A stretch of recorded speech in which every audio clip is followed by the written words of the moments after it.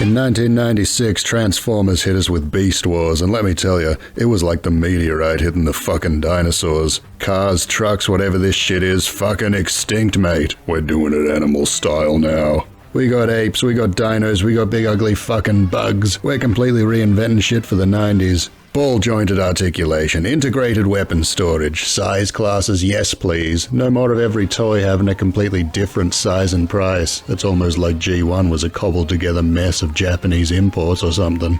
This time we're starting from the ground up, and to go along with it a cutting-edge computer-animated cartoon. Yeah, you can fucking giggle at the graphics that may as well be cave paintings, but this shit had some of the most beautiful characterization and compelling storytelling ever to grace children's television. Sometimes you just need a truly fresh approach, and Beast Wars really did save Transformers from stagnating its way into complete irrelevance. Now, given that fact, you'd think Hasbro would want to treat it right for its big 25th anniversary back in 2021. Things looked promising when they announced a bunch of Beast Wars related media and a shit ton of new toys. Well, we're now approaching the show's 30th anniversary, and a lot of these figures from 5 years ago are still hanging around, like the Darrow at the trainer who won't go homo, comprendo. So let's take a look back at some of these toy lines and find out how Hasbro managed to fuck up every single one.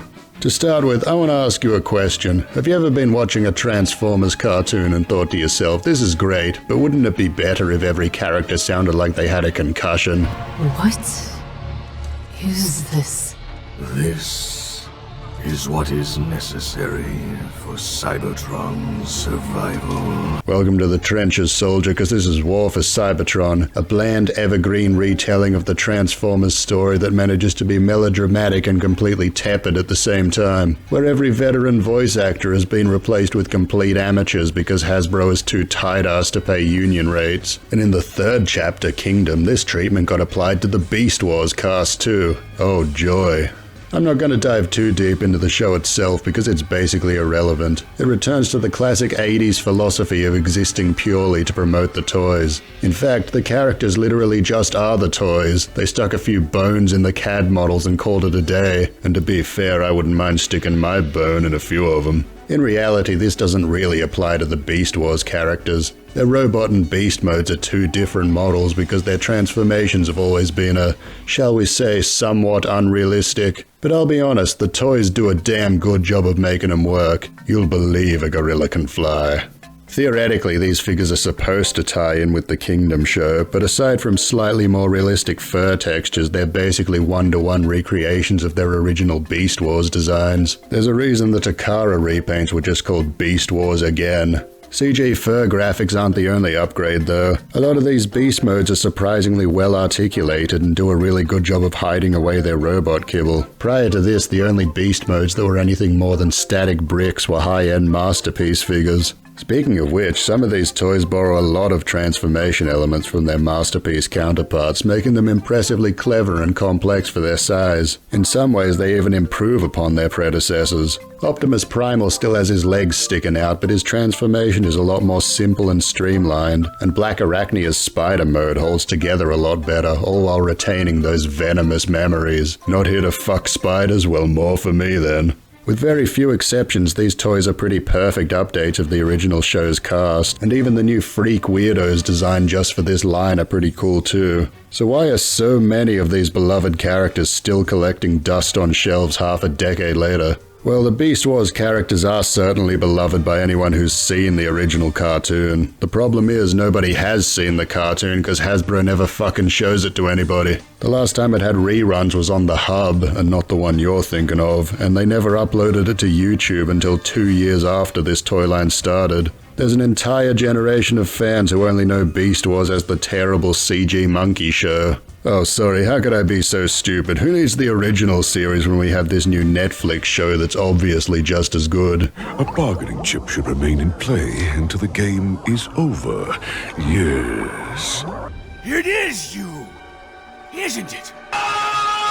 If some of the most well-known characters from the original Beast Wars can struggle to sell, it's gonna be even harder for their obscure Japanese cousins. After the end of Kingdom, Transformers Legacy brought us Lio Convoy from Beast Wars 2nd, and there's now 3 versions of that mold warming shelves at the same time. After that, we got Big Convoy in Age of the Primes, and it wasn't long before he was marked down. Ain't nobody care about this weeb shit, even with their half-assed attempts to westernize it. Leo Prime? Literally who?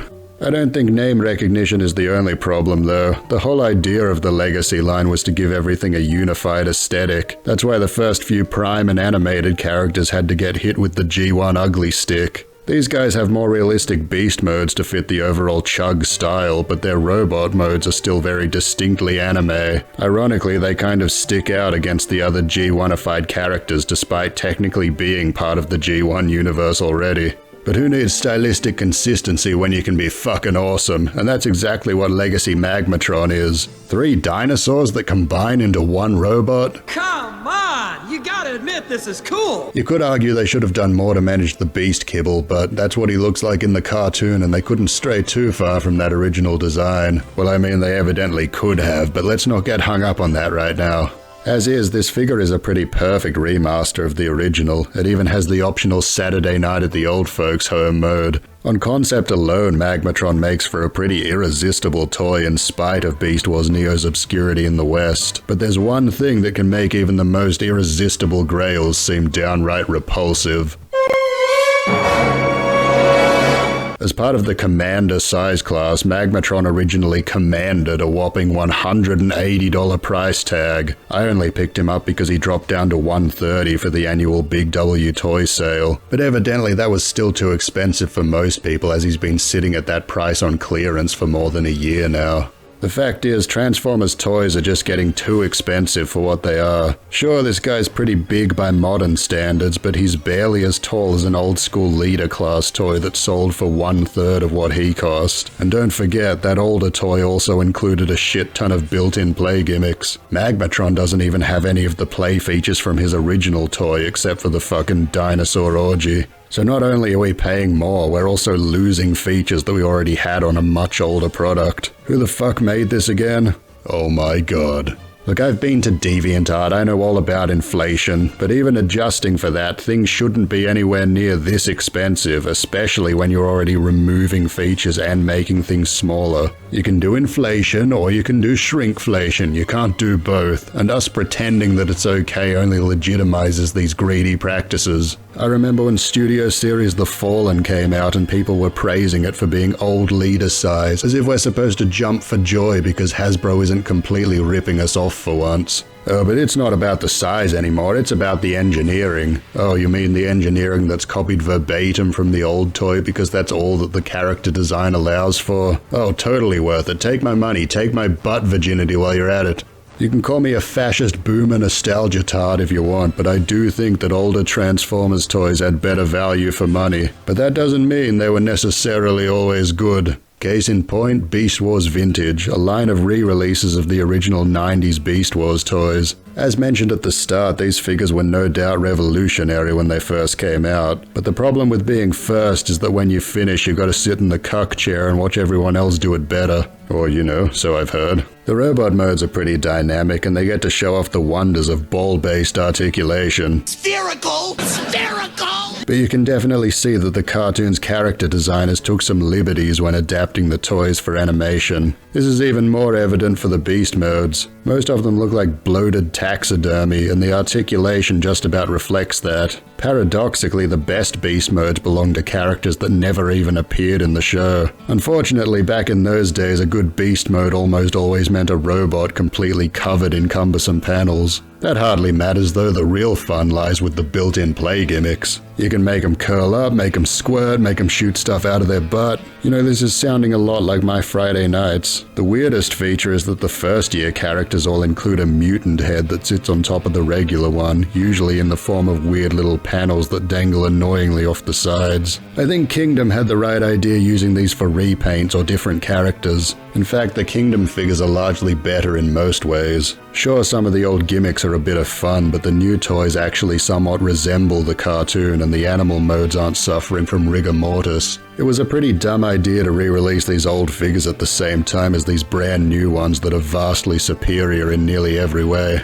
It also didn't help that these retro toys apparently can't escape modern day pricing. $50 for what's essentially an Age of Extinction one-step changer. Or how about $50 for what's literally an Age of Extinction one-step changer? Predictably, it didn't take long for these guys to hit clearance, and it's kinda hard to justify buying them over their concurrently released Kingdom counterparts. That is, except for Optimus Primal and Megatron, because their classic Ultra Class toys are still pretty great even by modern standards. The sculpting has some of those 90s extreme eccentricities, but overall they're pretty close to how they look in the show, especially Megatron since this release changes his colors to be even more accurate. As part of the biggest size class in the line, they're both absolutely packed with features that are pretty well integrated. These guys really showed that it is possible to find a middle ground between visuals and playability, and subsequent toy lines would only get better at striking that balance. But again, the vintage releases are definitely dragged down by the pricing. Nearly $30 more than what a regular leader class figure was going for at the time, all because they have a few extra play features, you know, the things that leader class toys used to include by default. Look, there's no doubt that more modern Transformers toys are better in terms of accuracy, but the way these fun little extras have fallen by the wayside despite prices shooting up more and more every year, you can't help but feel that you're paying more for less. And it sucks that accuracy and playability now seem to be considered mutually exclusive, since it wasn't that long after Beast Wars that we started to hit a perfect medium between the two, only to lose it again within a decade. Speaking of losing it, remember when Transformers used to be a billion-dollar movie franchise? If a new one was coming out, they made sure you knew. You'd see it on fast food, confectionery, prophylactics. Nowadays, it's more of a philosophical question. If a Transformers movie comes out and you didn't hear about it from TF Hype Guy, does it even exist? When the Maximals hit the big screen in 2023's Rise of the Beast, the only way you even knew it was coming out was because of the toys. But they weren't exactly doing a great job of reeling you in. Like Bumblebee before it, the toys for this movie were split up into two separate lines. The main movie-accurate action figures were released under the Studio Series banner, while the actual Rise of the Beast line was made up of low-quality, barely painted gimmick toys that could only possibly be enjoyed by the stupidest of stupid babies. I may not like it, but I understand the logic. You have the high-quality stuff for collectors over here, and you have the cheap crap for kids over here. Nothing wrong with segregation as long as it's consistent. Then again, we're expecting consistency from the people who tried to tell us that this is the same guy. So turns out, in addition to all this goo-goo gaga garbage, the Rise of the Beast line also has its own range of action figures with the exact same scale, functionality, and price as Studio Series. Wasn't this line supposed to be a cheaper alternative? What's even weirder is that even though Studio Series is supposed to be all about accuracy, it's usually a complete toss-up as to which one actually looks more like the movie. SS Mirage has the proper vehicle mode, but the robot is a complete clusterfuck because Porsche didn't want any panel lines on their oh-so-precious branding. My brand! The mainline version looks way closer to the movie, except for the weird concept art head. The mainline Maximals are also based on early concept art, but so are the Studio Series Maximals, so it doesn't even matter.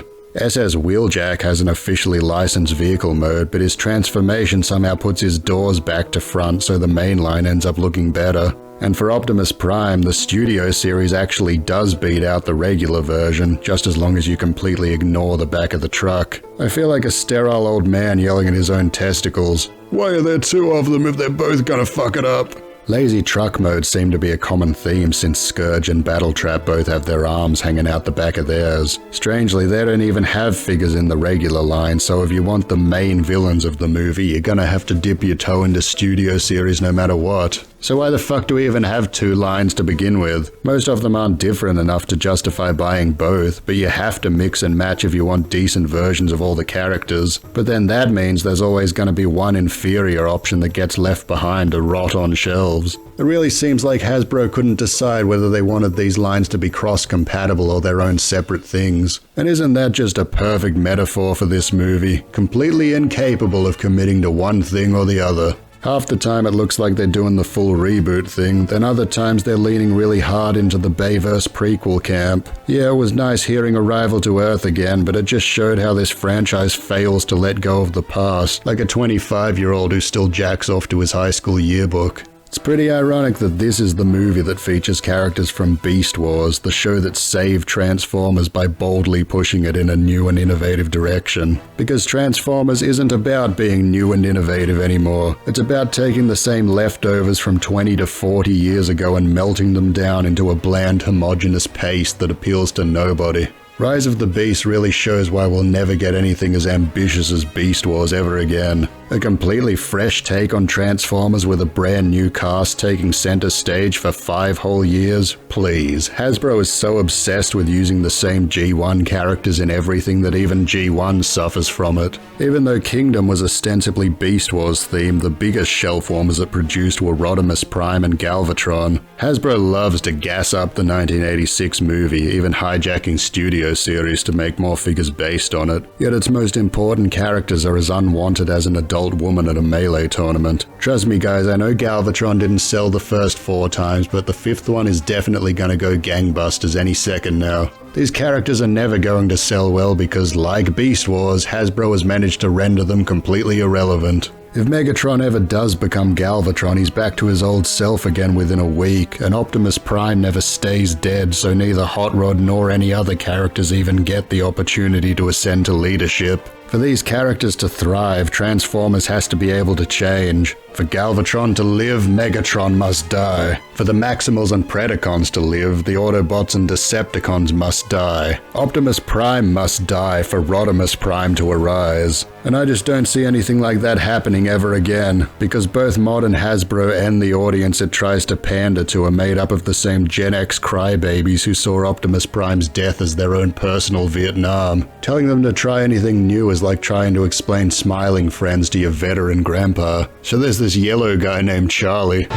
So, let's do a quick birthday checklist of everything Beast Wars got for its big 2-5. We got a pretty great new toy line tied to a crappy Netflix cartoon, overpriced Japanese stuff that nobody's heard of, even more overpriced reissues of outdated old toys, and a confused, underwhelming toy line for a confused, underwhelming movie. At the very least, it was better than my 25th. So to summarize, Beast Wars fucks, G1 sucks, choke on my big hairy gorilla dick. I'm kidding, of course. Both Beast Wars and the 86 movie deserve to be celebrated in equal measure, because they both represent the kind of radical reinventions that Transformers thrives on. It's just sad to see one so heavily overshadow the other. In 2026, Beast Wars 30th was somehow even sadder, with some repainted Kingdom toys and not much else. Meanwhile, 86 got to live it up with a bunch of new Studio Series toys, including a completed Devastator and a theatrical Apology Tour re-release. Gee, for how beloved this movie supposedly is, they sure do treat it like one big mistake. And that's the exact kind of hate that Beast Wars got when it first came out.